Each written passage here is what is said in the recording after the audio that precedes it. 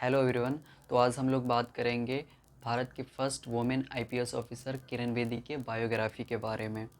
सबसे पहले हम यह जानते हैं कि किरण बेदी का जन्म कब और कहाँ हुआ था। किरण बेदी का जन्म 9 जून 1949 ईस्वी को अमृतसर पंजाब में हुआ था। उनके पिता पेशे से एक बिजनेसमैन थे। वो 4 बहनों में सबसे बड़ी थी। किरण बेदी की शुरुआती पढ़ाई अमृतसर पंजाब से ही हुई। फिर उन्होंने बीए इन इंग्लिश 1968 में कंप्लीट करी। उसके बाद उन्होंने एमए इन पॉलिटिकल साइंस 1970 ईस्वी में कंप्लीट करी। किरण बेदी पूर्व टेनिस खिलाड़ी भी रह चुके हैं। उन्होंने टेनिस खेलते हुए एशियन जूनियर चैम्पियनशिप की खिताब भी जीत चुके हैं। स्कूल से तुरंत छुट्टी होने के बाद वो टेनिस कोर्ट पे पहुंच जाती और टेनिस खेलती। और जितने समय तक दूसरे लोग टेनिस खेलते उतने समय तक वो अपना होमवर्क फिनिश कर लेती थी। फिर उन्होंने 1972 ईस्वी को आईपीएस का एग्ज़ाम दिया और क्वालिफाई हो गई और वो बन गई भारत की प्रथम महिला आईपीएस ऑफिसर बनने के बाद किरण बेदी ने यातायात प्रबंधन, ड्रग्स नियंत्रण जैसे अनेक कार्य किए हैं। तो हम यह जानते हैं कि कैसे किरण बेदी जैसे व्यक्तित्व का निर्माण होता है और कैसे एक लड़की जो है साधारण बनी ही रह जाती हैं। दोनों में क्या डिफरेंस है, इस पे साइकोलॉजी क्या कहता है, चले जानते हैं। जो फर्स्ट पॉइंट कहती है वो है पेरेंटिंग। हमें पेरेंटिंग को सही करने पड़ेंगे। जब हम बच्चे को जन्म देते हैं तो सिर्फ शारीरिक रूप से नहीं जन्म देते हैं, बच्चे को हम मानसिक रूप से भी जन्म देते हैं।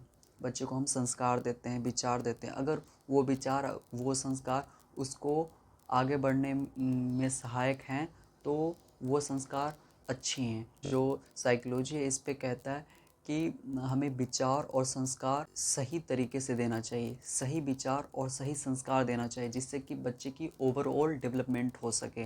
अब हम कैसे समझे कोई संस्कार, कोई विचार सही है या गलत। हमें इसमें यह देखना है कि अगर उसके वो विचार, वो संस्कार उसको बुद्धि को बढ़ाने में सहायक है तो विचार, वो संस्कार अच्छे हैं। अगर वो उसको आगे बढ़ाने में मदद नहीं कर रही हैं तो वो सही नहीं है।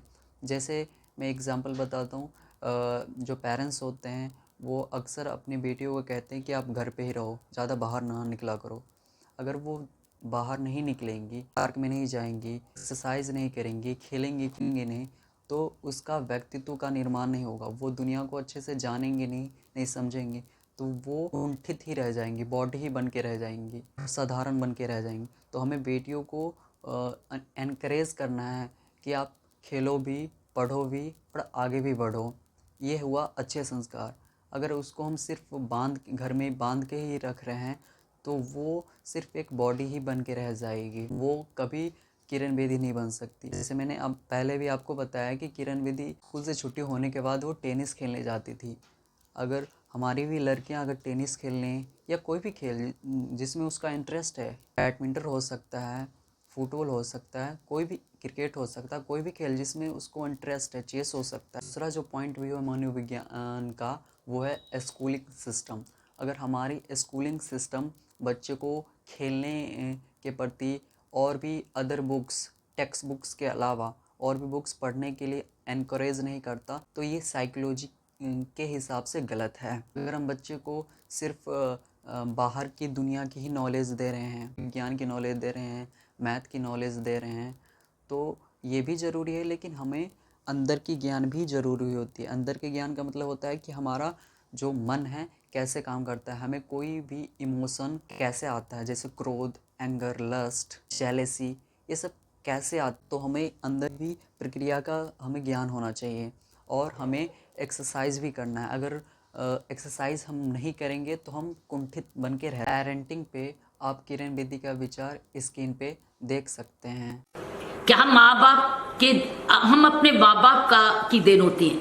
हमारी सोच, जब हम छोटे होते हैं तो हमारे माँ बाप की सोच के अनुसार हम बड़े होते हैं। मातृभाषा वही है जो माँ ने सिखाई, खाने का पाना उन्होंने सिखाया, विचारधारा उन्होंने दी, संस्कार उन्होंने दिए। तो मेरी भी ये रियासत है वाकई में, इट्स इनहेरिटेंस ऑफ जो मेरे मम्मी डैडी सोचते थे। और क्यों नहीं मेरे माँ बाप सोचते थे कि लड़का हो या लड़की उसमें कोई अंतर नहीं है, उसको इक्वल अपॉर्चुनिटीज दो, तो बच्चा फलेगा। सो इसलिए मेरे माँ बाप ने एक वाकई में इनहेरिटेंस की बात की थी, जब मेरे दादा ने उनको थ्रेटन किया था कि तुम मुफ्त वाले स्कूल में क्यों नहीं भेजते, इतने महंगे स्कूल में क्यों भेजते हो, क्योंकि उसकी फीस जो है वो बड़ी महंगी थी और उनको अपने पिताजी से लेनी पड़ती थी, क्योंकि जॉइंट फैमिली थी, उस वक्त जॉइंट फैमिली थी। तो मेरे तीसरा नंबर पे आते हैं घर का माहौल। अगर हमारे घर का माहौल सही नहीं है तो बच्चे कभी किरण बेदी नहीं बन सकते, फिर वो कारण स्त्री बन के ही रह जाएंगे। तो सबसे पहले हमें घर का माहौल सही करना पड़ेगा। अगर घर में सिर्फ टीवी दिखा जा रहा है, टीवी पे वो वैसे ही सीरियल वगैरह देखी जा रही है, न्यूज़ ये सब देखी जा रही है, तो बच्चे का जो मन है इसी से निर्माण हो जाएगा। बच्चे का मन जो है किसी सही व्यक्ति के बायोग्राफी, सही ज्ञान, सही खेल के द्वारा निर्माण नहीं हो पाएगा। बच्चे का जो मन है टुच्ची बातों से निर्माण होगा और वो बच्चे भी टुच्ची बन के रह जाएंगे। अगर हम चाहते हैं कि बच्चे किरण बेदी जैसे बने तो हमें सबसे पहले घर का माहौल सही करना पड़ेगा। चौथे नंबर पे आते हैं स्पिरिचुअलिटी, अध्यात्म। इस पे अध्यात्म यह कहता है कि हम बॉडी आइडेंटिफिकेशन में ही फंस करके साधारण इंसान बन के रह जाते हैं। तो हम अपने बच्चे को बॉडी आइडेंटिफिकेशन में ना फंसाएं। बॉडी आइडेंटिफिकेशन क्या होता है, जैसे एक 5 साल के बच्चे हैं और उस 5 साल में ही या 7-8 साल में ही उसके नाक कान छिदवा रहे हैं, तो ये उसके मन में एक गलत विचार बैठ जाएंगे कि हमारे लिए शरीर ही बहुत इम्पोर्टेंट चीज़ है। कनबाली पहनना चाहिए, अच्छे से बालों को सोटना चाहिए, काजल लगाना चाहिए, क्रीम लगाना चाहिए, तो ये उसके मन में एक गलत विचार बैठ जाएंगे। इस पे स्पिरिचुअलिटी क्या कहते हैं, स्क्रीन पे वीडियो देख सकते हैं। महिला को मनुष्य बनाना पड़ेगा। वो इतनी सी होती है छुटकी और उसको हम मिनी वुमन बना देते हैं। अलग तरीके के कपड़े, अलग तरीके के बाल, चोटी, कंघी, बिंदी, टिकली, पायल, घुंघरू, काजल, नाक छिदवाना, कान छिदवाना, ये सब बातें क्या मन से और चेतना से रिश्ता रखती हैं? वो इतनी सी है और आप सारे काम उसके साथ वही कर रहे हो जो शरीर के हैं, तो पूरा ही शरीर बन जाती है बड़ी होते होते। ये जो सजी बजी गुड़िया बनने का सौदा कर लेते हो ना,